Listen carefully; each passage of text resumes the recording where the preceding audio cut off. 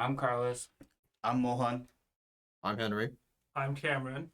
We are Bad Wolf presenting Robo Robo. We made a train survival game where the train is constantly moving and collecting resources. The player builds objects on the train to keep the train and player alive.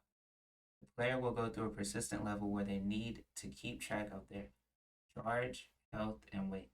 At first, the player needed to collect resources by pressing E. However, players didn't enjoy doing this. So we implemented a laser that the player now uses as a multi-tool. I put time into blending the landscape, implementing culling, which improves performance, and researching the skybox to adjust the sun and sky colors in order to suit the apocalyptic setting. During the project, we faced some difficulties. For instance, some team members only communicated via chat, causing issues as many features depended on their work. However, communication helped us overcome major problems. Many of the features I had implemented went very smoothly and integrated well with other systems as well. One thing I planned to implement was a plot for the game. This involved mixing the levels each of us had created separately into one single large level.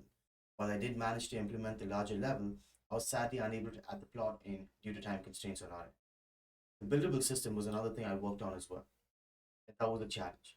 I had hoped to have a grid-based one, however, due to difficulties, I built a fixed version instead.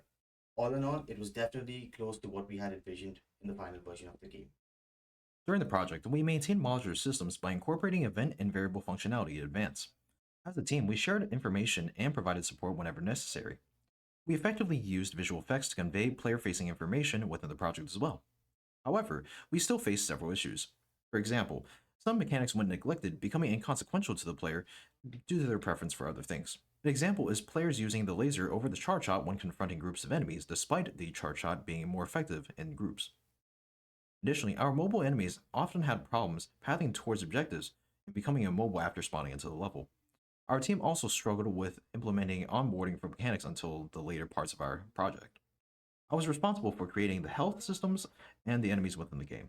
I originally hoped to create a variety of complex stressors, but had to settle for a simpler product due to a lack of time and experience. We made frequent builds, communicating openly, and used Jira for tracking tasks. We tested each other's features to ensure stability.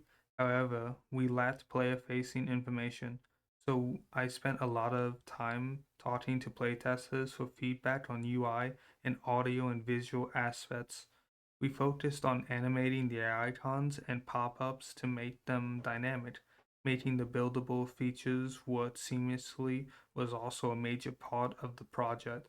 Balancing functionality and design was a great experience. There were challenges. With little UI guidance, I had to figure it out for myself, which took time. We also struggled with showing players their resources. Multiple boxes were used in the beginning for storage, so we switched that to one for clarity. Even still, there was issues with players knowing if they could use these resources. We appreciate you for listening.